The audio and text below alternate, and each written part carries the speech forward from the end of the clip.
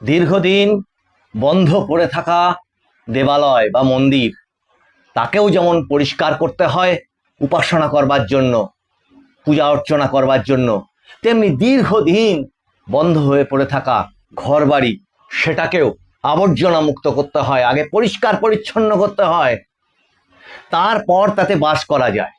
ঠিক এই রকমই একটা অবস্থা এই মুহূর্তে রাজ্যে চলছে, এবং ওই সাফ সুতরা ঝাঁট দেওয়া পরিষ্কার করবার কাজটিই করছেন আমাদের রাজ্যের মাননীয় মুখ্যমন্ত্রী শুভেন্দু অধিকারী। আর তিনি, তার থেকে ভালো আর কে জানে, গোটা বিরোধী যে আন্দোলনটা, সেই আন্দোলনটার এক প্রকার সারথি হয়ে তিনি যা যা কিছু দেখেছেন চোখে, এবং তিনি নিজে ভুক্তভোগী হয়েছেন যা যা কিছু, সেগুলো তো তাকে আর কিছু শিখিয়ে দিতে হবে না অন্য কারোর পাশ থেকে এসে। সেটা আজ গোটা দিন রাজ্যের মানুষ দেখতে পেলাম আমরা। নমস্কার, মানুষের ভাষায় আপনাদের সকলকে স্বাগত। আমি প্রবীর রায়চৌধুরী আপনাদের সাথে। আমি বলেছিলাম যে একটি বিশেষ বৈদেশিক নেটওয়ার্ক, বিদেশি নেটওয়ার্ক, একটি জেহাদি উস্কানি বা জেহাদি চক্রান্ত, এবং সেই চক্রান্ত যা কিনা রাষ্ট্র বিরোধী, আমাদের ভারতবর্ষের রাষ্ট্রের বিরোধী, ভারতবর্ষের ভূখণ্ডকে দেশ থেকে পার করে নিয়ে চলে যাওয়ার একটা বিপুল বড় ফর্দ তালিকা মিলিয়ে মিলিয়ে ধরা যাক একটা এজেন্ডা বা কর্মসূচি। সেটা কে চালাচ্ছিল, কারা চালাচ্ছিল? ওই তৃণমূল কংগ্রেস সরকার, আর তার মাথায় ছিলেন ওই তৎকালীন এখন প্রাক্তন মুখ্যমন্ত্রী মমতা বন্দ্যোপাধ্যায়। এবং তার সাথে ওই বৃত্ত একটু একটু করে বড় করতে করতে যেমন অনেক বড় দূর পর্যন্ত যাওয়া যায়, তাই এক একটা লেয়ারে সাজানো ছিল ওনার বা ওনাদের সেই নেটওয়ার্ক। সেই নেটওয়ার্ক একদম, আমি বলেছিলাম, মাঠ থেকে শুরু করে একদম সেই নবান্ন পর্যন্ত, মাঠ ঘাট জলের ভেড়ি থেকে শুরু করে নবান্ন পর্যন্ত বিস্তৃত সেই নেটওয়ার্ক। অর্থ থেকে শুরু করে যত ধরনের চোরাচালান, যত ধরনের দুষ্কৃতি তাণ্ডব, সমস্ত কিছু সেই নেটওয়ার্কের এক একটা অংশ। উদ্দেশ্যটা ওই একটাই, রাষ্ট্রবিরোধী একটি উদ্দেশ্য। এখন শুভেন্দু অধিকারী মাননীয় মুখ্যমন্ত্রী, তিনি কি করলেন? যাকে বলে কানেকশন কেটে দিলেন আজকে। এবার বলবেন কানেকশন কিভাবে কেটে দিলেন? কারা এই শেখ শাহজাহান থেকে শুরু করে যে সমস্ত গুন্ডা মস্তান, দুষ্কৃতী, জেহাদি, রাষ্ট্রবিরোধী বিভিন্ন রকম অভিযুক্ত অপরাধী, এরা জেলের মধ্যে বসে থাকে, বা এখন বলা হয় সেটাকে সংশোধনাগার। কিন্তু জেলের মধ্যে বসে থেকে আমরা এতদিন, তার আগে আমরা কি দেখতাম? কারণ নামে কিছু একটা অভিযোগ, কিছু একটা রেড হলেই তিনি চলে যেতেন SSKM হসপিটালের উডবার্ন ওয়ার্ডে, আরাম করে থাকতেন সেখানে, আর সমস্ত কাজকর্মই সেখান থেকে পরিচালনা হতো। তেমনি জেলের মধ্যেও গড়ে উঠেছিল একটি আলাদা সাম্রাজ্য। তো জেলে যায় যাক না, এটা অনেক তৃণমূল নেতা নিজেরা মনে করতেন, বলতেন জেলে গেছে যাক, তাতে কোনো অসুবিধা নেই। কেন অসুবিধা নেই? কারণ বাইরে থেকে যে নেটওয়ার্কটা তারা পরিচালনা করত, জেলের ভিতর থেকেও সেটা কেই করত। সেটা কিভাবে করত? তার কাছে ফোন থেকে শুরু করে খবরের কাগজ, লেখা পড়া, ডায়েরি, সমস্ত কিছু তার কাছে সাপ্লাই হতো। সবচেয়ে বড় কথা, আজকের দিনে একটা ফোন থাকলে তো আর কিছুই লাগে না। আর সেইখানে গিয়েই ঘাটা মারলেন একটি গোপন অপারেশনের মাধ্যমে মুখ্যমন্ত্রী শুভেন্দু অধিকারী। তিনি যেভাবে সরকার চালাচ্ছেন, ডবল ইঞ্জিন সরকার, এখনো পুরোপুরি মন্ত্রিসভার সকলে দায়িত্ব নিয়ে উঠতে পারেননি, কিন্তু একের পর এক নজিরবিহীন সিদ্ধান্তের মাধ্যম দিয়ে, ওই যে বললাম যে আগে সাফ সুতরার কাজটা করে নিচ্ছেন, তবে তো সরকার ঠিকভাবে তার অন্যান্য কর্মসূচিগুলোকে রূপায়ণ করবে। জঞ্জালের মধ্যে থেকে তো সেটা সম্ভব না, সেখানে তো বাধা আসবে। আর ঠিক সেই কাজটাই আজকে নবান্নে সাংবাদিক সম্মেলন করে দেখিয়ে দিলেন, কি পরিমাণ বিপুল একটা সাম্রাজ্য জেলখানার মধ্যে থেকে এই ধরনের দুষ্কৃতীরা চালাচ্ছিল। প্রচুর পরিমাণে মোবাইল ফোন বাজেয়াপ্ত হলো, এবং ডিজিপি কারা, তিনি বসে তার হিসাব দিলেন যে কিভাবে সেই অপারেশনটা হয়েছে, সেটা আপনারা এক্ষুনি দেখবেন। এবং তারা ঠিক কি বললেন আর কি করলেন। মুখ্যমন্ত্রী শুভেন্দু অধিকারী আজকে অভয়া নিয়ে অভয়াকাণ্ড নিয়ে যে নজিরবিহীন সিদ্ধান্ত নিয়েছেন, যাতে সারা পৃথিবীর মানুষ উল্লসিত। আইপিএস বিনীত গোয়েল, আইপিএস ইন্দিরা মুখার্জি এবং আইপিএস অভিষেক গুপ্তা, তিনজনকে এক চোটে, বলা যায় 3 জনকে 3 মিনিটে সাসপেন্ড করে দিলেন তাদের সেই সময়ে কাজকর্মের ভূমিকার জন্য, এবং তদন্তের নির্দেশ দিলেন। তেমনি এক্ষেত্রেও সাসপেন্ড করলেন এই যে প্রেসিডেন্সি জেলের যিনি সুপার আছেন, জেল সুপার, তাকে সাসপেন্ড করলেন, তার সহযোগীকে সাসপেন্ড করলেন আর একজনকে। এই সমস্ত নজিরবিহীন সিদ্ধান্ত কি করছে? এই যে নেটওয়ার্কটা জাল ছিঁড়ে দিচ্ছে, এবং সেই জাল ছিঁড়ে দেওয়ার ফলবশত খুব হালচাল এবার চতুর্দিকে ছিটকে ছুটকে ওঠার চেষ্টা করছে, যদিও কঠোর হাতে সিআরপিএফ এবং রাজ্যের প্রশাসন সেগুলোকে নিয়ন্ত্রণের মধ্যে রেখেছে।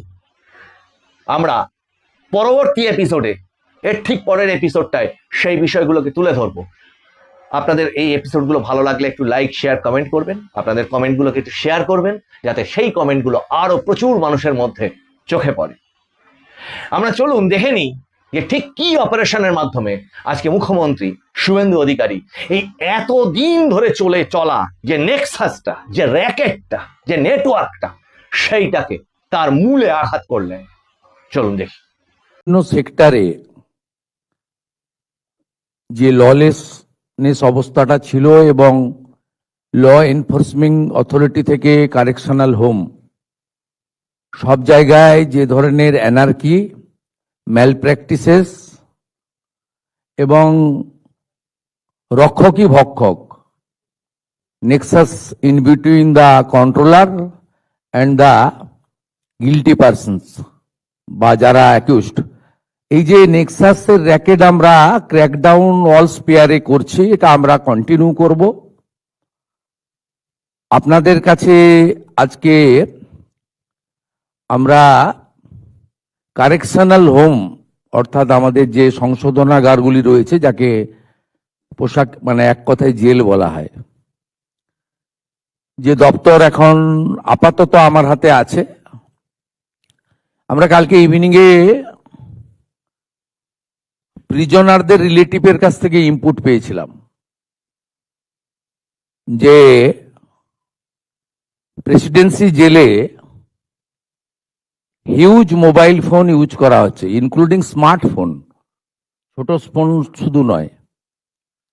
এবং এর সঙ্গে জেল কর্তৃপক্ষ, নটোরিয়াস ক্রিমিনাল, তাদের একটা বড় নেক্সাস হয়েছিল, এবং আগের গভর্নমেন্টের যারা আগে সরকারে ছিলেন তাদের সাপোর্টও থাকতে পারে, আবার ক্যালাসনেসও থাকতে পারে।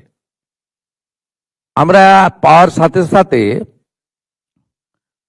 আমাদের DG correctional home mister Ramesh Babu IPS, তাকে থ্রু সিএস এবং এইচএস আমরা ব্রিফ করি, তিনি ডিজিপি এবং সিপি সাহায্য নেন। দেখা যায় অ্যালিগেশন কমপ্লিটলি ট্রু, সত্যি ঘটনা, এবং কলকাতা পুলিশের ডিসি সাউথের উপস্থিতিতে জেল পুলিশ, সিপি কলকাতা এবং DG fire, DG correctional home, তাদের জয়েন্ট এফোর্টসে অনারেবল এইচএস এবং সিএস এর ডাইরেক্ট সুপারভিশনে আমরা এখানে আপনারা দেখতে পাচ্ছেন এই মোবাইল ফোনগুলো কালকে সব রিকভারি করা হয় প্রেসিডেন্সি জেল থেকে। আমরা এটা আপনাদের পাবলিকলি আনতে চাইছি এই কারণে যে গোটা রাজ্যের অপরাধীরা জেলের মধ্যেও তাদের অপরাধী নেটওয়ার্ক চালিয়ে যাচ্ছেন with the help of the A section of the ruler. এবং আমাদের মনে হয়েছে এই প্র্যাকটিসটা একদিনের নয়, বছরের পর বছর অন্যরা কেউ তো তুলতে পারেন। গতকাল তো বিজেপি সরকার, আপনারা বছরের পর বছর একদম নিচ থেকে উপর পর্যন্ত এত নেক্সাস এবং ইলিগাল অ্যাক্টিভিটিস করে রেখেছেন, এই সিস্টেমকে ক্র্যাকডাউন আমরা শুরু করেছি। আমাদের তো একটু সময় লাগবে। আমরা এটা করার মধ্য দিয়ে পশ্চিমবঙ্গের যত সংশোধনাগার আছে, জেল আছে, সেখানকার জেল কর্তৃপক্ষকে এবং আসামিদেরকে যারা সাপ্লাই করছেন এইসব ফোন বা ইত্যাদি, তাদেরকে কষান করতে চাই যে এই জিনিস আজকে এই মুহূর্ত থেকে 2 PM থেকে পশ্চিমবঙ্গে বন্ধ। দমদম সেন্ট্রাল জেল থেকে বহরমপুর সেন্ট্রাল জেল, এরকম একাধিক জায়গায় এই ধরনের অভিযোগ আছে। আমরা বলে দিলাম এটা শেষ, এবং এই মোবাইলগুলো উদ্ধার করে ওই আসামিদের জেলের যে গাইডলাইন আছে মেনে, বা সুপ্রিম কোর্টের যে গাইডলাইন আছে তাকে মেনে, তাদেরকে আলাদা সেলে সরানো থেকে শুরু করে এ প্রক্রিয়া তো ইতিমধ্যে হয়েছে। সন্দেশখালীর কুখ্যাত ক্রিমিনাল শাহজাহান সহ যারা জেলে বসে এখনো নেটওয়ার্ক চালাচ্ছেন, তাদের বিরুদ্ধেও কারা কর্তৃপক্ষকে with the help of Kolkata police এবং রাজ্য পুলিশ অবিলম্বে ব্যবস্থা নেওয়ার জন্য নির্দেশ জারি করা হচ্ছে। আপনারা তিলজলার ইল্লিগ্যাল বিল্ডিং এবং ইল্লিগ্যাল ওয়ার্কশপের ঘটনা দেখেছেন। সেখানে শুধুমাত্র 21% গ্রেপ্তার করা নয়, ইল্লিগ্যাল বিল্ডিংকে ডিমোলিশ করা নয়, আমরা ওসি ফায়ারকেও ওখানে সাসপেন্ড করেছি। আজকে আমরা এই প্রেসিডেন্সি জেলের ঘটনায় দুজনকে সাসপেন্ড করছি। একজন mister N Kujur, superintendent of Presidency correctional home, আরেকজন দীপ্ত ঘোড়াই, chief controller of Presidency correctional home. শুধুমাত্র এটা উদ্ধার করে ওদের আইসোলেশন সেলে পাঠানো নয়,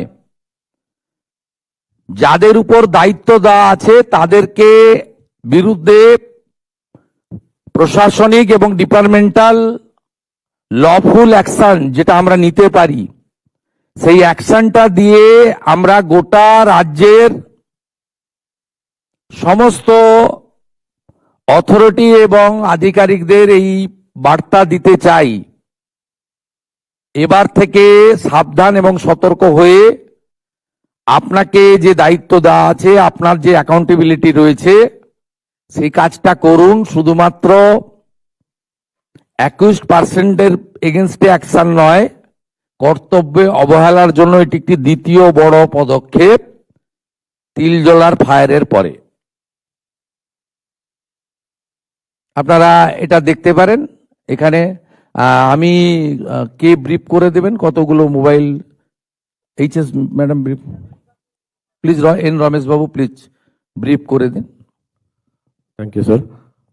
গতকাল সন্ধ্যে আমরা কলকাতা পুলিশ আর গাইডেন্স অফ সিএসএইচএস ডিজি ওনাদের হেল্প নিয়ে করেছে। তো আমরা আগে থেকে কিছু না জানিয়ে we made a surprise visit into the jail without informing anyone of the presidency jail, and then we made a team of 10 teams আমরা ফর্ম করেছিলাম with Calcutta police jail officials, and সন্ধে আমরা 4 ঘন্টা রেড করলাম within the presidency jail। এই করে বিভিন্ন জায়গা থেকে যেখানে আমরা ভাবতে পারবো না ওখানে রাখবে মোবাইল, ও জায়গাগুলো থেকে আমরা উদ্ধার করতে পেরেছে। এটা আমাদের একটা I opener. And total of 23 mobiles have been recovered. এরপরে আমরা 23 হ্যাজ বিন রিকভার্ড, 23। তো এরপর অ্যাজ পার দি ল আমরা কেস করবো। এটা কেস করে কিভাবে আসলো, কোথা থেকে আসলো, কার সঙ্গে কথা হলো, এগুলো further investigation will be carried on. Thank you sir. আমি এইচএস কে বলবো কেসটা সিআইডি কে ট্রান্সফার করে দিতে।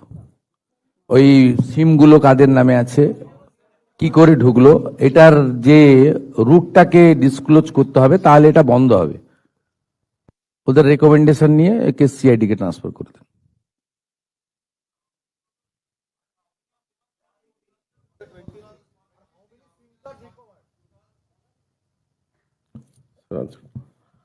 যা ফ্যাক্ট পেয়েছেন সিজার লিস্টে তাই বলে দেন। সব সিম ছিল তো, ইনক্লুডিং লিস্ট আপনাকে দিয়ে দেবো, ওখানে আছে, we will give it to you separately. ওটা আমাদের গভর্নমেন্টের পলিসি, ওরা ইমপ্লিমেন্ট করবে, ওটা উনি বলবেন না। উনি যা সিজার করেছেন অপারেশনাল ফ্যাক্টটা আপনাদের জানিয়েছেন, number of mobile phone with seems, বাকি ইন ডিটেলস হবে। আর আমাদের গভর্নমেন্ট থেকে দুটো আলাদা মেজার আমরা নিলাম। একটা হচ্ছে দুজনকে সাসপেন্ড করলাম, ডিপার্টমেন্টাল সাসপেন্ড, আর আরেকটা হলো আমি এইচএস কে দায়িত্ব দিলাম এই কেসটা। কারণ এই মোবাইল ফোন কোত্থেকে এসেছে, সিম কে কে ইউজ করেছে, কল রেকর্ডে কেউ জেলে থাকলে আপনি কথা বলতে পারেন না, আপনিও সমানভাবে দুষ্ট। আপনি জানেন মানে ওখান থেকে ফোন এসেছে, আপনি রিসিভ করেছেন, দ্যাটস অ্যানাদার থিং।